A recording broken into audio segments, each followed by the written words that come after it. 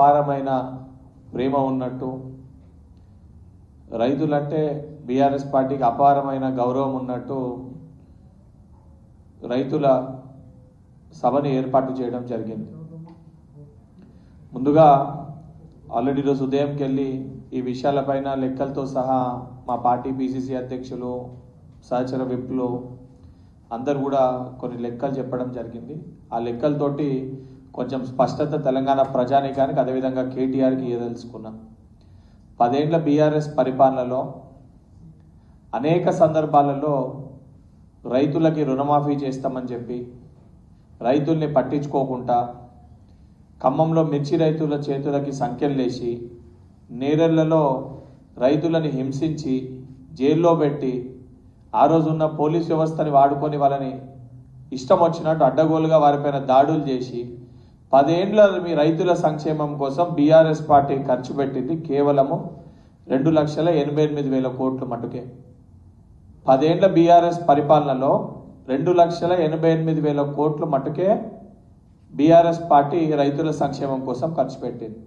గౌరవ ముఖ్యమంత్రి రేవంత్ రెడ్డి గారు ప్రజాప్రభుత్వం అధికారంలోకి వచ్చినాక 28 నెలల్లో 1,52,656 కోట్లు 1,52,656 కోట్లు కేవలము 28 నెలల రైతుల సంక్షేమం కోసం, రైతుల రుణమాఫీ అయితేనేమి, సన్నాలకి బోనస్ అయితేనేమి, రైతు భరోసా అయితేనేమి, రైతు బీమా అయితేనేమి, రైతుల సంక్షేమం కోసము అనునిత్యము రైతుల కోసము పనిచేస్తున్న ప్రభుత్వము ప్రజాప్రభుత్వం.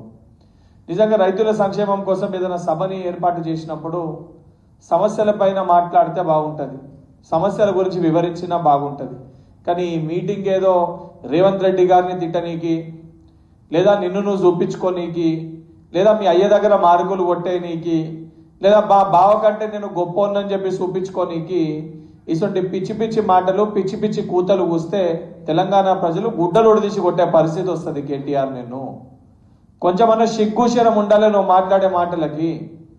ఈరోజు నువ్వు మాట్లాడే మాటలు చూస్తే నిజంగానే డ్రగ్స్ తీసుకొని నువ్వు బయటకు వచ్చి మాట్లాడుతున్నావు అనే ఒక అనుమానాలు తెలంగాణ ప్రజలకి లేవనెత్తే పరిస్థితి ఏర్పడ్డది.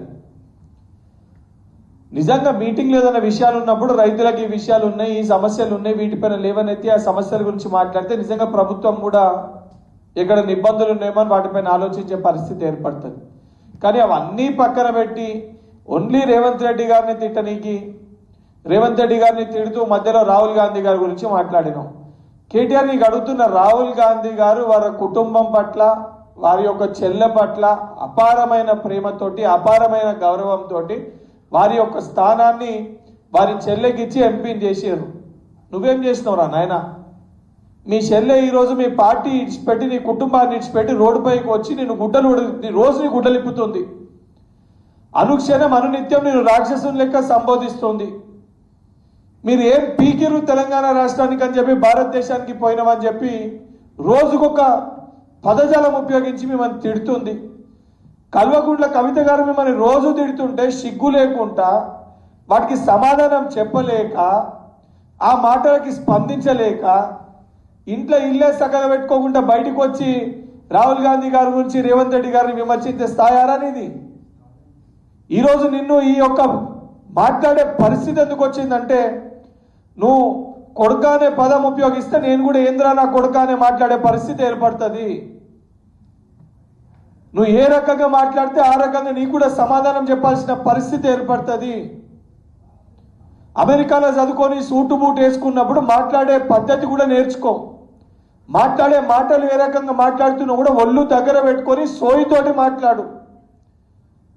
ఒక కడుపు మంటతోటి ఏదో మీ సామ్రాజ్యాన్ని, మా అయ్య తర్వాత ఈ సామ్రాజ్యానికి నేనే రాజు అయితా, తెలంగాణ మా అయ్య తెలంగాణకి రాజు, మా అయ్య తర్వాత నేను యువరాజు అయితా, నేను యువరాజు, నా పట్టాభిషేకం కాకముందే రేవంత్ రెడ్డి గారు వచ్చి ప్రజల ఆదరణతోటి నా కుర్చీ గుంజుకపోయిందని ఒక కడుపు మంటతోటి మాట్లాడితే ప్రజలు తూ అని చెప్పి నీ ముఖంపై ఉంచేసే పరిస్థితి ఏర్పడుతుంది. ఇప్పటికన్నా నిజంగా నీకు చిత్తశుద్ధి ఉంటే, నేను దీనికంటే ముందు కూడా నీ పైన చెప్పిన, నువ్వు డ్రగ్స్ తీసుకుంటావు, ఆమ్స్టర్డామ్ పోయినావు, ఈ డ్రగ్స్ టెస్ట్ కోసము తర్వాత నా పైన డ్రగ్స్ టెస్ట్ చేయమని చెప్పి నువ్వు తర్వాత వచ్చి చెప్పినప్పుడు ఆమ్స్టర్డామ్కి పోయి మొత్తం కూడా టెస్ట్లన్నీ చేయించుకొని క్లీన్గా చేసుకొని నువ్వు మళ్ళీ తిరిగి వచ్చి డ్రగ్స్ టెస్ట్కి నేను సిద్ధమని చెప్పినావు. మళ్ళీ ఇప్పుడు చెప్తున్నా, మళ్ళీ ఇప్పుడు నువ్వు డ్రగ్స్ సేవిస్తున్నావు ఒక అనుమానాలు మాకు వస్తున్నాయి. నిజంగా నీకు చిత్తశుద్ధి ఉంటే డ్రగ్స్ టెస్ట్కి రా, లేదా నీ పాస్పోర్ట్ని బయట పెట్టు. నేను ఆమ్స్టర్డామ్ అటు దిక్కు పోలేదు, నేను బయట ఇతర దేశాలకి దానికి సంబంధించి నేను పోలేదు, నేను ఎటువంటి టెస్ట్ చేసుకోలేదని చెప్పి నీ పాస్పోర్ట్ని మీడియా ముఖంగా బయట పెట్టు.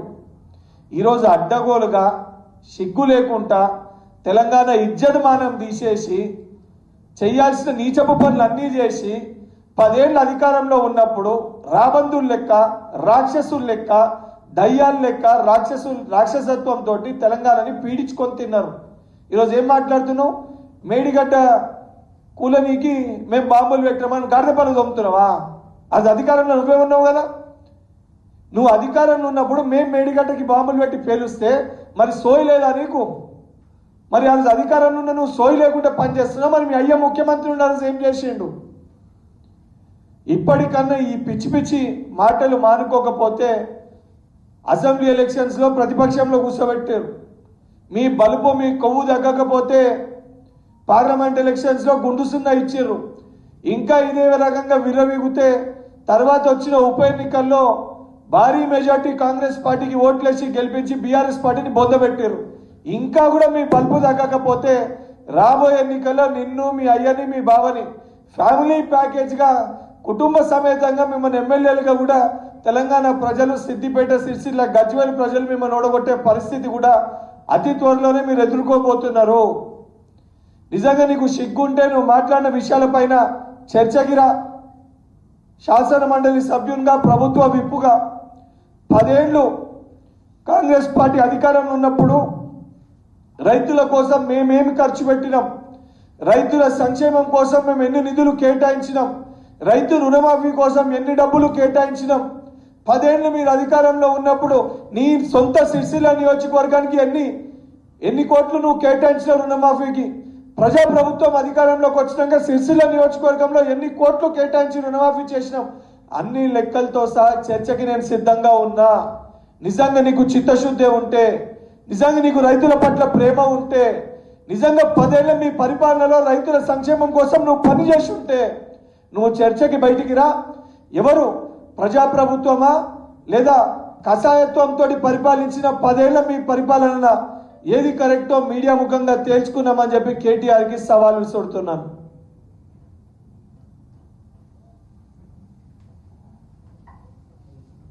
Thank you.